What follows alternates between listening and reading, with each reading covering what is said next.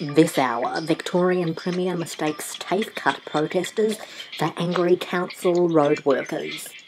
Victorian Deputy Premier Peter Ryan lost in his own state's capital. Julie Bishop holds a sour expression on her face for the 247th consecutive day. Penny Wong describes what she saw when she accidentally walked in on a naked Tony Abbott, and a case of being able to see Russia from his house. Ted Baillieu tries to swim to Mildura, thinking that people meant the Maldives. This is Afternoon Live. I'm Nick Grimm. First this afternoon, as you just saw, the Victorian Premier Ted Baillieu is in the regional Victorian city of Mildura this afternoon, and we cross live to him now in that town. Mr. Baillieu, welcome to News 24. Firstly, are you aware that you're dressed as a Mandarin?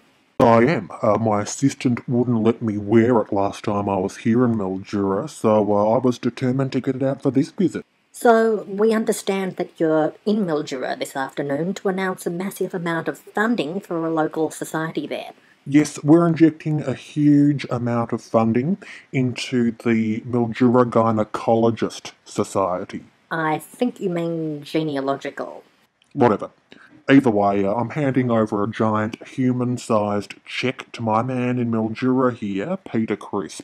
So how much will the society receive from your state government?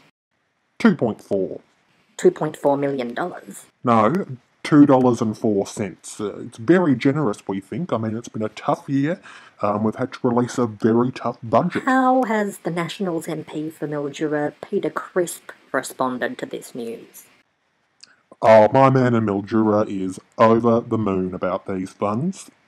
But is he at all angry, considering those funds may have been better off going into returning passenger rail to that region, or alleviating some of the $300 million that you ripped out of the state's TAFE system, or perhaps deciding the future of Mildura's undersized, privately run public hospital? To be completely honest with you, I haven't really even asked him. Whenever I see him on the news with Peter Ryan or any of his other colleagues, he's always just in the background, nodding away happily. If he can nod for them, surely I'm entitled to the same. Surely he must have some opinion on these changes that are going to impact on his electorate. Look, I have met personally with Mr. Crisp on a number of occasions, and I can assure you that he's a very disciplined member of the coalition government.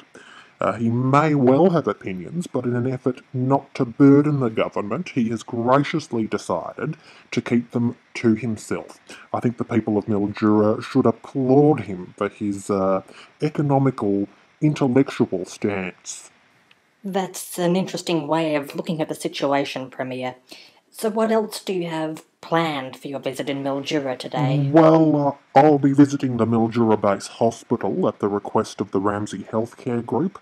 Each year they cut an enormous novelty $3 million cheque from the hospital's budget and hand that on to their shareholders. They've asked me to come and collect and forward the cheque, as the stationery required to mail this item is actually not provided for them within the contractual funding of that hospital. That is a very big cheque to be pulling out of the community. Aren't you at all concerned about this? To be honest, yes. I'm not sure how I'm going to get it into the overhead compartment of the plane on my way home. I mean, can you fold styrofoam novelty cheques?